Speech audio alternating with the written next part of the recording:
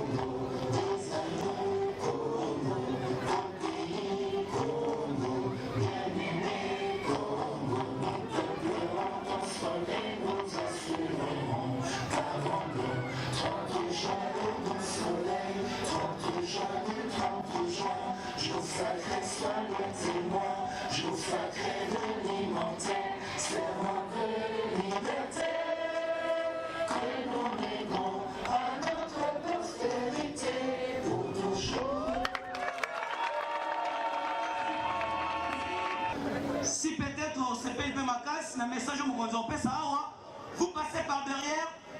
Vous...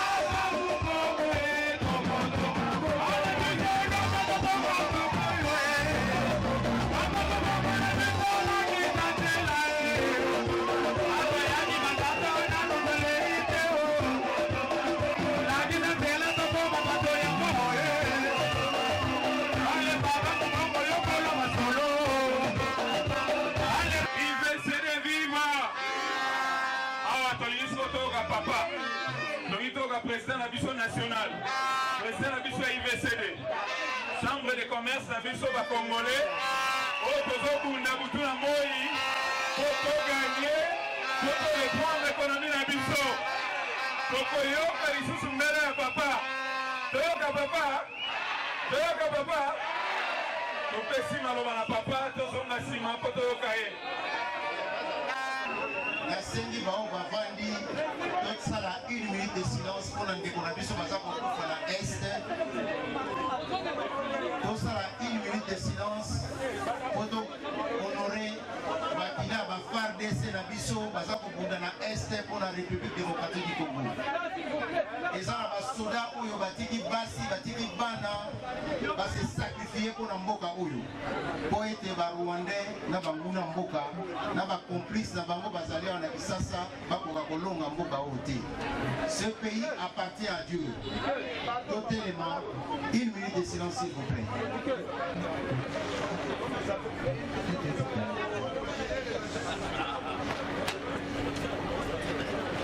Merci beaucoup. Awa makambo toza koloba awa ezali makambo ma sécurité. Toye ko sala parti politique te, toye ko se réapproprier l'économie na biso. Économie ya mboka na biso, mutu akobundela congolais azali te se congolais ye moko.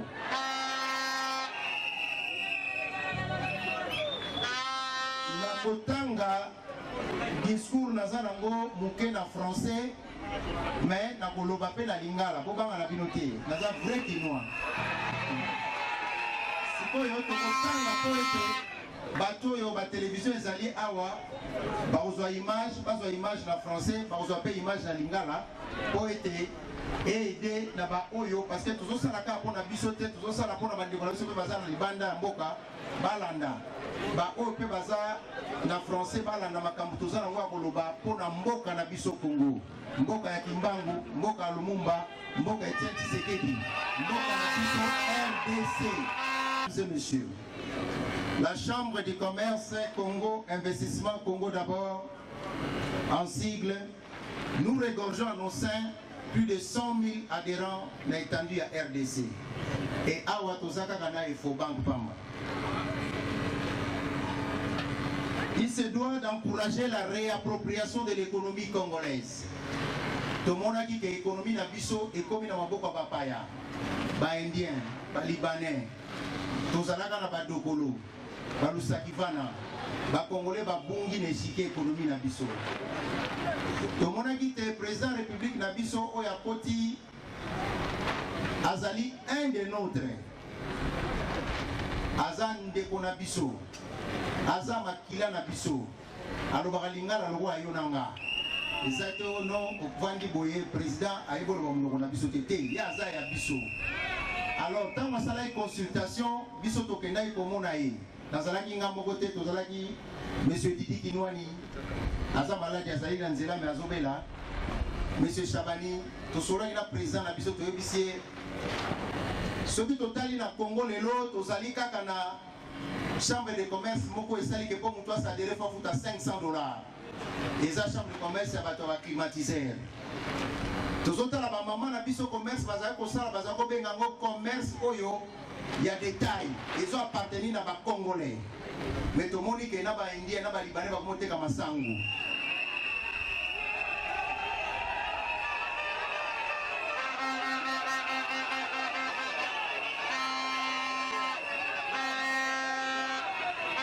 yango tolobaki na ye ke biso toyebi ke soki bato basali chambre de commerce bato wana bazalaki na pouvoir oyo bazalaki nango mosala bango komenace soki bosali chambre de commerce boyi bosangisa bacommerçant nde bovandi boye ngai nalobaki président ngai nandimi bakanga ngai nabundana na bango natuni moto oyo azali président chambre de commerce oyo babengi fek Albert Yuma natunai motuna na ngai boye magasin na ye toyebi te ligablo na ye toyebi te boni ya komi mokonzi ya bacommerçant ye azalaki wana kaka mpo asalela baindien na balibanais biso tolobaki tokosala chambre de commerce oyo mama atekaka kwanga atekaka manioko atekaka nyonso akota yango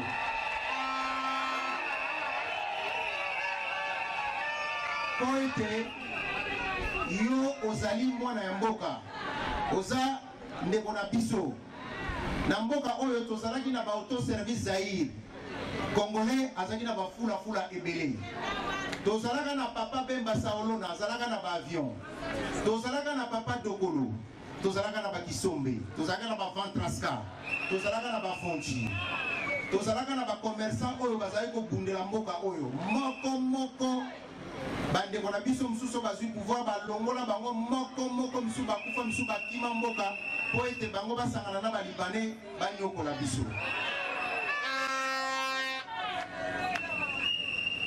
et quoi de plus normal un pays qui est considéré comme le coffre-fort mondial avec 70% des réserves mondiales de coltan qui fabrique les téléphones et les iPads que je tiens ici. Mboka Oyo, ils ont 70% ya cobalt, ils ont 70% ya coltan ya monde, où ils ont fabriqué des téléphones, nous sommes en Mokili. Et quand on boni biso to sala babola, on a batu moko basangana, basala makamuna bango, basundura ba congolais na nini. Ezali mboka Oyo, ezali na ba minéraux rares, nulle part au monde. Nous avons 80% des terres arables. Nous avons les minéraux rares, opium, géranium, titanium, sans compter les cuivres, l'or, diamant, 57 minéraux.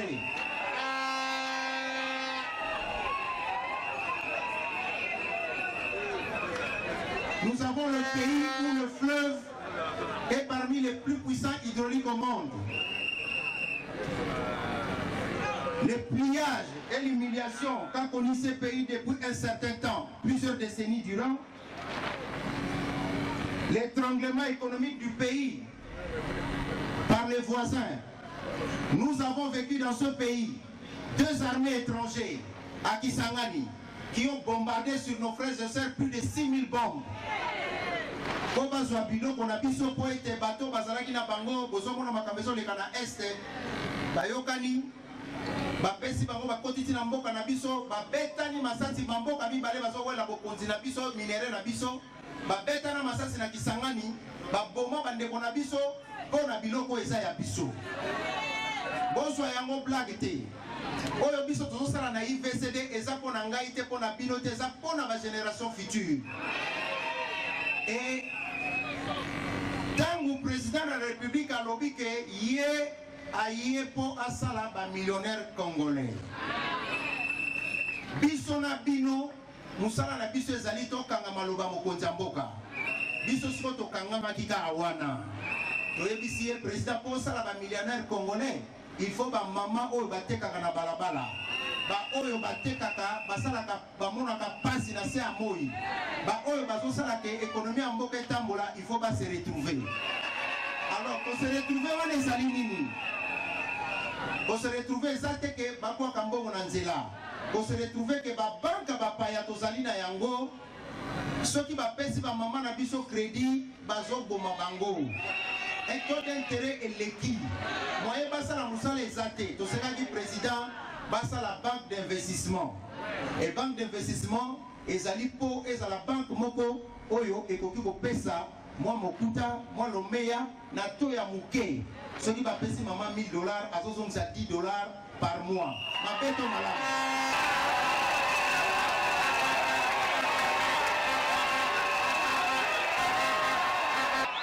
Tango tolansaki ide wana tomonaki ke na Assemblée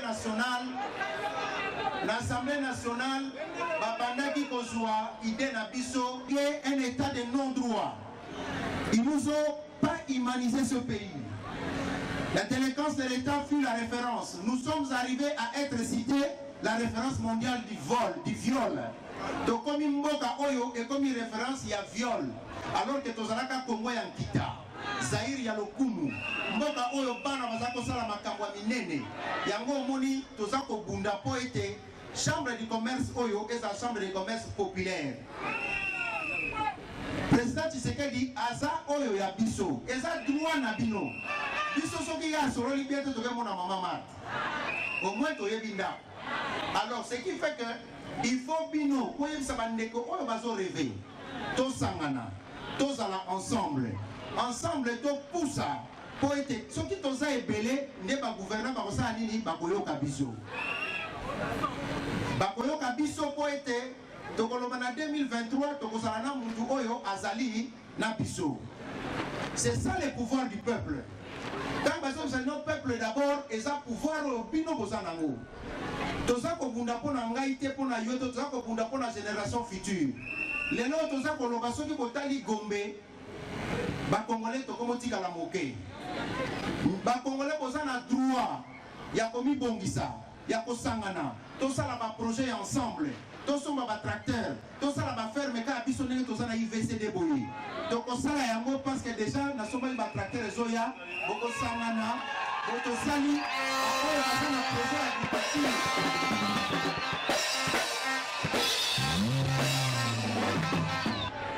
Toza ko bunda po ete ba congolais to meka ko récupérer économie ya mboka na biso.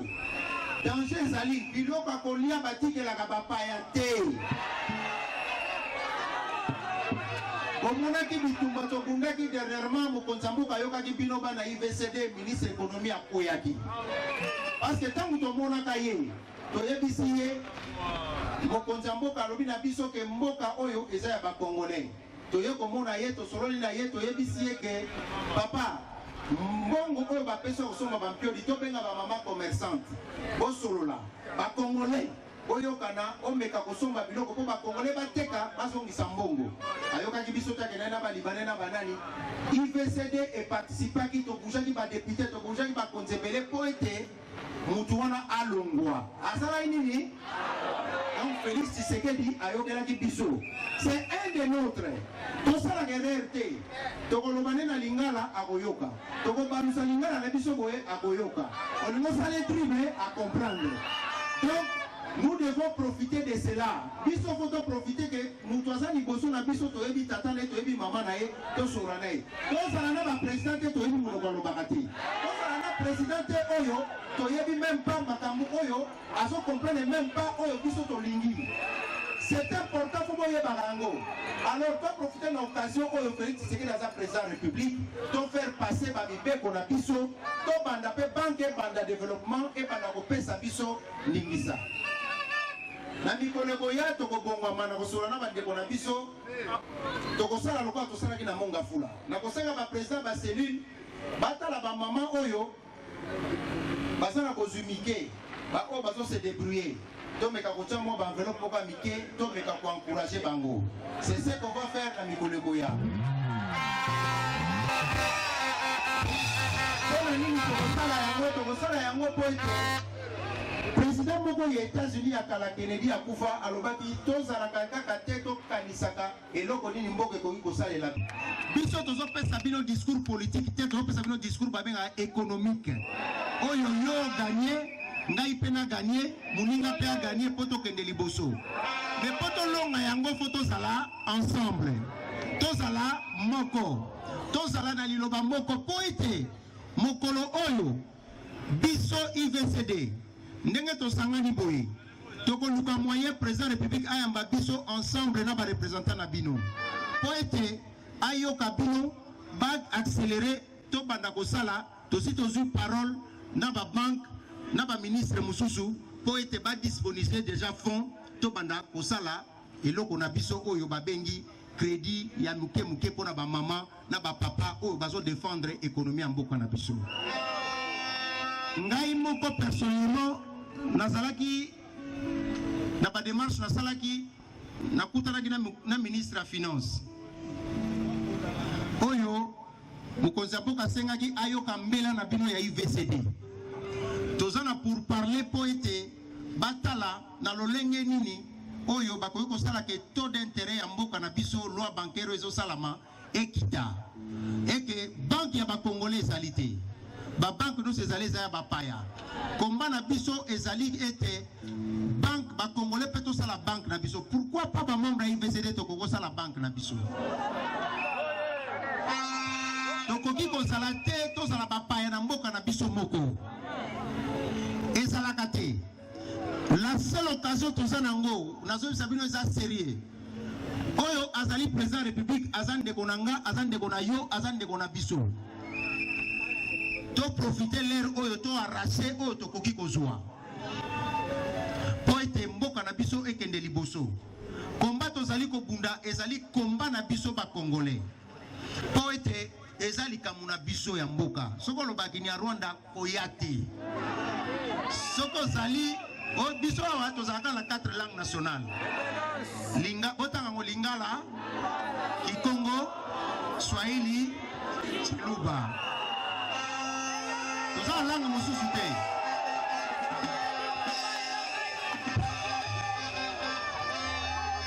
tozali na langue mosusu te o Kinyarwanda bato ebele baza comprendre te biso ngai na bakelasi oyo totangaki mwa muke na mwa mayele muke toza kotala makambo mosusu il y a 5 ans budget ya mboka oyo ezalaki 900 millions de dollars bolandanga malamu j'espère bolandanga malamu parce que budget ya mboka oyo eza bino bato bosalaka ngo muta kosa bino te mboka oyo mbongo nyonso ekotaka na banque centrale eutaka epa na bino bampako bomona bofutaka wana budget ya mboka oyo ezalaki 900 millions de dollars toye kotala budget ya mboka oyo soki totali mboka mbongo ezalaki kobakisama ezalaki ba organisation internationale moto ezalaki kotya tokoma ntango mosusu na 3 milliards soki nayebisi bino ke banda IGF abandaki biso tozolandela parce que tozosengaki basalela biso banque na minute boyebi budget na biso ezokoma combien 13 milliards de dollars nani azalaki koyiba mbongo wana nani azalaki ezali mbongo na mutu te eza mbongo na yo mbongo na nga botika likamba kozalaka musika bozo surveiller te bato mususu tokoma pendake no tomoni epa na nzela ye mpo na discours na ye papa osalaka biso boye tobeti ye baza mpe wana lingala losaps eza sérieux eza mbongo moi je ne comprends pas tozalaki na 900 millions tokomi na 13 milliards ndenge nini miracle yango euti wapi donc eza na bato bazala kozwa lar na bapoche na bango na mboka oyo tozalaki na bato avanda na ndako na ye aza na carte de crédit soki yo futi mpako ekoti na banque centrale ye atamboli na mwasi na ye alekisi carte wana azwi mbongo abokoli bana na ye eza normal te na mboka oyo biso nyonso tolobaki Mobutu mabe na mboka oyo Mobutu atikelaki biso Jekamine bakare minier nyonso ya Jekamine ezalaki elevanda me tokosutuka boye bandeko na biso moko soi disant biso na bango toa bakongolais bateka nyonso bakare minier ya Jekamine mosusu bateki yango na 10 millions de dollars toye komona baza kozongisa yango baza koteka yango na mutu mususu mupaya aza koteka yango na ba milliards na ba chinois papa boni osombaki yango wapi dernièrement namonaki mundele yango tellement balandeli ye na IGF balandeli bakomi kofunda ye ayeye moko abite na ndimike na yibaki na baninga na bana ndeko na bino na ye kozongisa donc Makamunazola banabino, bino nde boza poumon économique ya mboka oyo. Tout ce qui est économie, il faut que biso to landaka yango. Réserve d'échange na biso na banque centrale ezalaki 800 millions de dollars. Lelo eza 4 milliards. Mbongo wana ezo uta wapi? C'est l'argent des Congolais. Ngai soki bino bokondima na bino batu bazoba bino ngai na kondima yango te. Parce que ngai ndenge na zaboye na koyi kondima te yo za tata na yo akufa ou bien maman na yo akufa tikela yo Congo ya yo te. Congo eza ya biso banso. Namonaki papa moko bapesaki ye bobino mo boye baka bapesaki mbongo alonela biso masango na bandundu eboti université na Maniema sikoyo bakoye epa na bino na mbongo na bino bako distraire bino batiki bino na pauvreté baye na mbongo na bino bapesi bino basosola bani po bazonga lisusu po banionga biso lisusu. Il ne faut pas accepter cela. C'est pour cela mutua ko sabinote le pouvoir économique et ça pouvoir oyo za na ngona poche na yo. Biso toza ko travailler pour été IVCD to comme chambre de commerce numéro 1 ya Congo. Bomona ki batu moko bandeko baza chambre de commerce babenga ka fek. Tango ba moni ngai na demi to bandi na bino to bandi makelele bakende ko sa mbala liboso ba bimi na ba bureau na bango climatisé ba ke ko luka ba congolais na zando. Alors que biso objectif na biso ezali était ba maman o bazali ba papa bazali awa à un moment donné to ko bisabino to sali bureau moko boyi to za na banque moko songolo bokende batu ba ko ya na bureau IVCD to zui totali identité na to e place to tindi okuna ba pesi yo crédit na to ya muke mais to respecter pe ko zongisa ateza muke po ete tango zongisa ezali ko aider pe ba mususu bazwa. Alors, et nous toza kosala oyo ezali ete po biso na bino toza bandeko toza batu mususu to makila moko bozela kateke mopaya nde akoya kobongisa mboka oyo eza biso kaka ndenge toza boyi moto aya kokosa bino te parce que tozali awa toza kobunda butu moi po tokoma boyi po toya kotelema awa bitumbe yaki facile te. Ngai moko ba menacer ngai balubendien balibane basangani na ba congolais na bango basalaka na bango ba menacer ngai basalaki nyonso na ebisi nga naza congolais naza zairois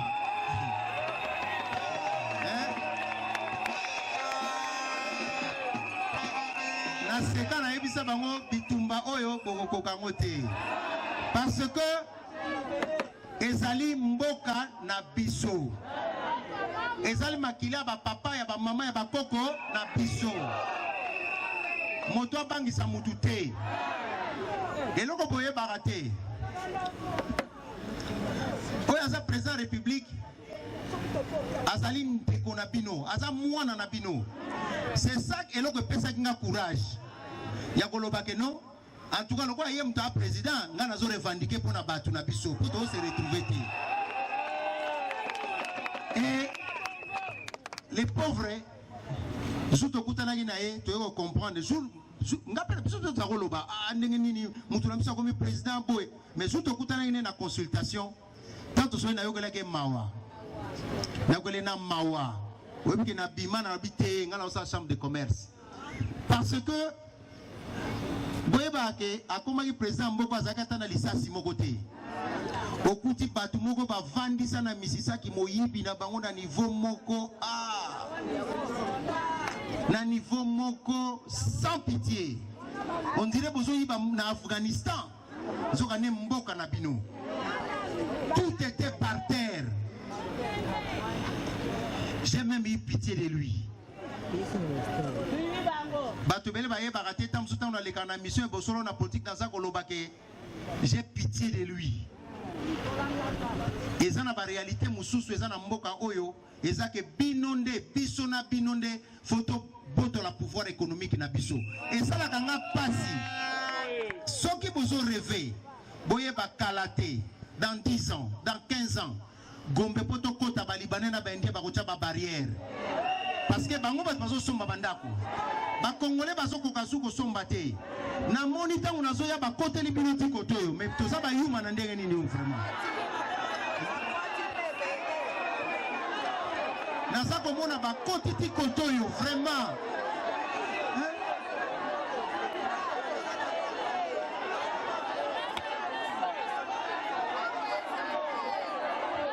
Titi Kotoyo vraiment bakoti na mabele ready bino vraiment hein bakoti na mabele bakota ki ndenge nini hein donc yango eloko tokosala na bino na biso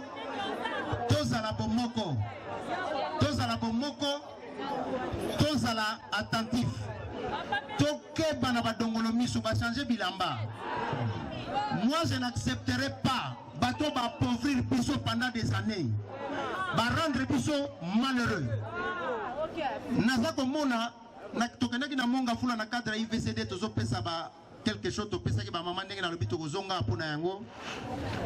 Na moni mautre oye ya Bissot aza congolais Zaïrois mwana mboka akomi président de la République omoni batwana baza makasi na babengaka distraction na Facebook baza na batu mama kam toujours lobo omona batie na Facebook bapanzaka batu pe bazu pe na batie yo que non oya uti ko payer banque zoka fofo ezalaka te ce qui veut dire que tant que vous réaliser en côté mboka ezali kokende pour te soutenir to pesa ba contribution pe force.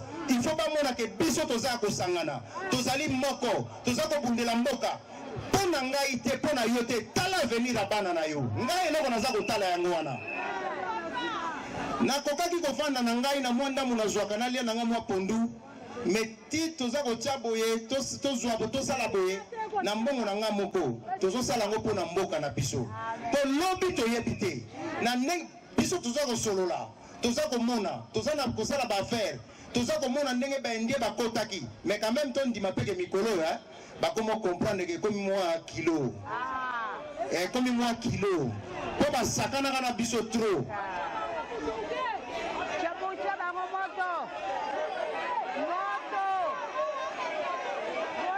si bon mon ko na niveau que monsieur Dan Getler ou azoka biso ba mine par quel miracle comme un milliardaire na mutu moko azalaka ndie moko ayaka koteka madeso awa akoma multimillionnaire toyebaka te na miracle nini.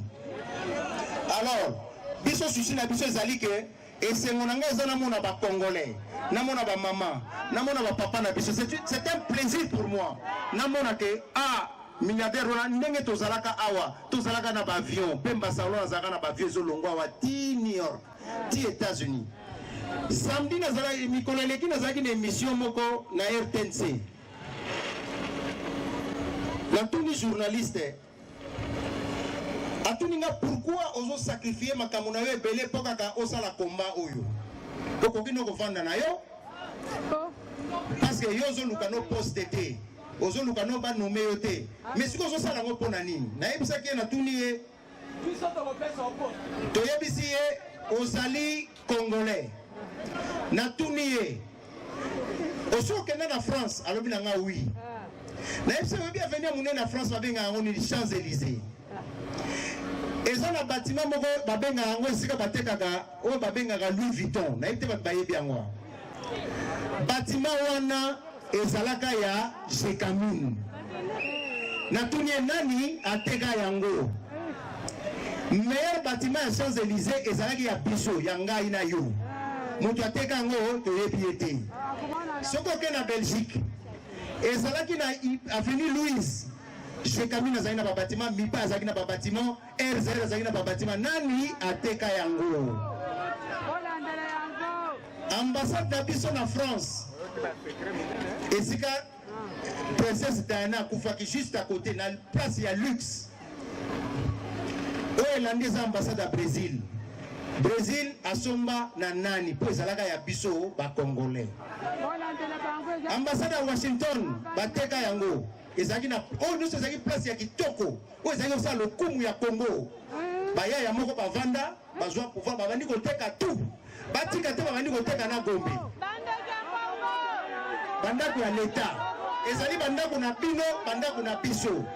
Alors mutu akosa bino te plus toza na mbongo plus toza na force économique ekozala mutu moko te fo ezala mama ezala papa ezala yo kuna biso nyonso tozala na force économique bopesa bango soki bango bazwi bakoya komona bapapa oyo bango nde bakomaka baprojet ngai nde nakofuta bango basenga eloko mpe babongisela bino baprojet mpo tokotisa mpo boganye mbongo bapesa bino mbongo na baprojet na bino me bosangana. L'argent est déjà disponible. Signé déjà le ministère de la Finance et signé la Banque mondiale. Donc on dit que la banque les alaka, ceux qui va projet né, bayokali na batata mwasi na bango, na bana na bango, na bakoko na bango, bako popiso tako tika bango ko. Balo ne la biso masangu et ma université na Maniema. Et sidi makambona. Oh to ça bisabino. Bosangana bosala ba projet tozana équipe oya ba projet bazali bopesi ba projet na bino bosala yango le plus vite possible bozala ebele pour être tokotsa ba projet wana vous serez financé tokosala ke ba projet na biso tosolo na ministre ya finance to yebise oyo eza ba vrai congolais oyo eza bato bazobundela économie ya mboka bapona bino donc tolingi te IVCD etikala nsima il faut tomata biso nyonso bomona bango na ba projet na bino le plus vite possible bosali ba projet biso tokopoussa ba projet IVCD topesi ministre ya finance tosengi ye à défendre intérêt ya ba congolais devant bato wana po ete ba projet bakopona oyo ya bino bakopona ekozala financé ekozala mbongo na bino parce que ezali te ke koleka na IVCD tant bozosala projet bozosala na compte bancaire na bino tout ba projet wana alors bayebisaka bino koto te babombaka yango. Alors comme l'état poto ali tant que toyebi ke oyo aza président république lelo aza un de nôtres alors boza na droit ya kosala ba projet wana bongo te bon rêve te bosala ba projet na bino toza na bandeko na biso mosusu baza wana ba mama Gisèle bato ebele baza wana babundelaka bino po ete Congo ekende liboso ti bomoni bato bawuti musika kuna ti baye kote oyo eza pona bolingo eza pona mbongo te opesi biso mbongo te biso pe topesi bino mbongo te po boya awa toza nde na souci eloko moko mama na biso la République démocratique du Congo eza mboka na biso ndenge na yebisi bino wana bosala ba projet na bino tokobundela ba projet na bino po ete bozala na droit. La formation est continuelle, donc ils ont fait les. Yo pose à la poste dans la prévue IVCD, prévoit qu'on soumet au Makas, 4 pilibana ya mboka, partout vous dans la prévue IVCD, vous pouvez voler vous maquiller au Makas.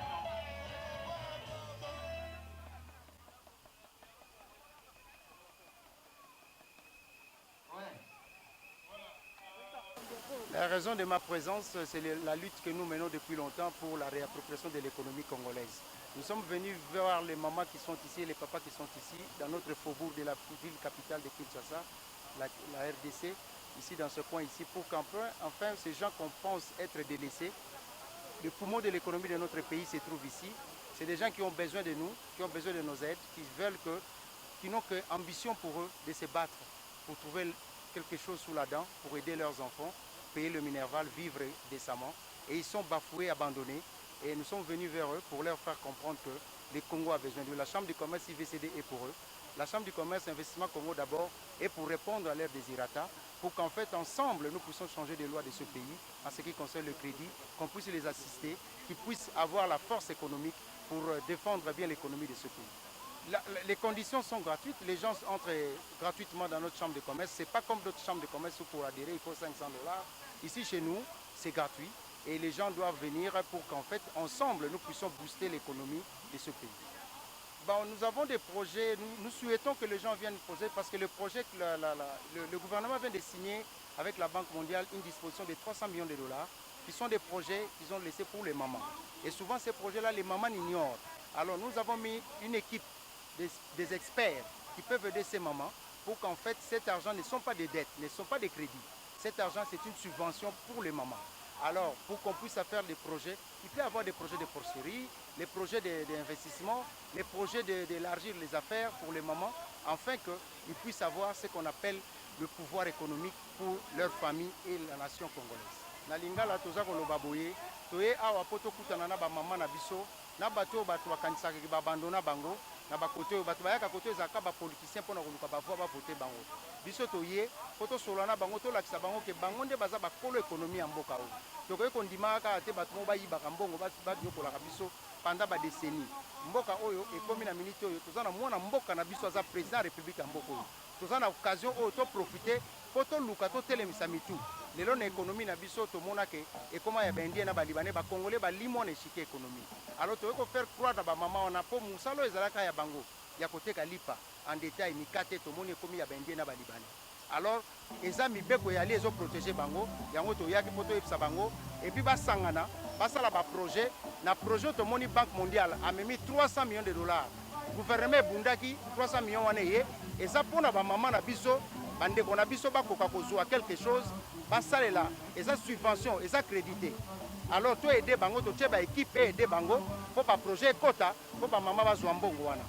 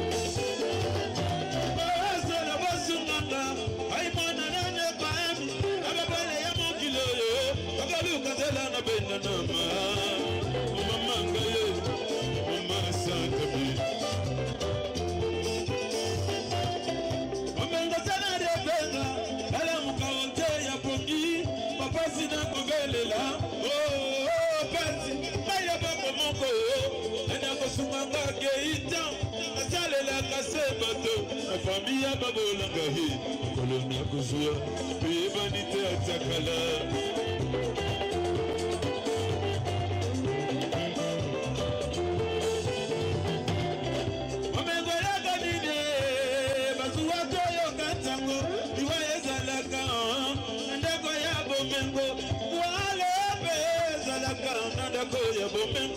Asina welatina, asieza kamontaniansa. Ata uzangi ata ozuwa kama mae.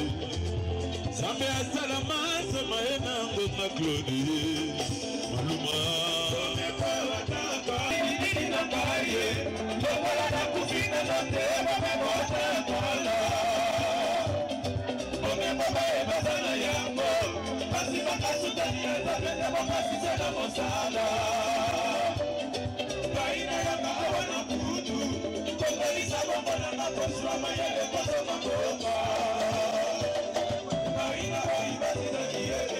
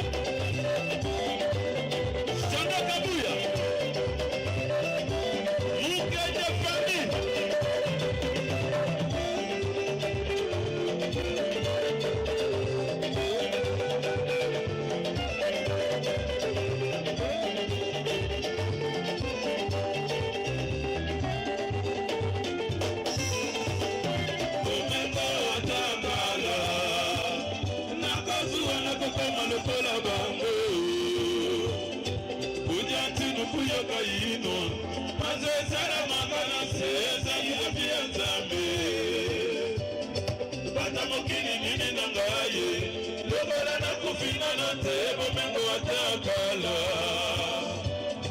bomengo baye basana yango basi bakasutani ya nzambe te bakasisia na mosala ngai nayaka awa na mputu tokolisa bango nanga kosuwa mayele kozonga mboka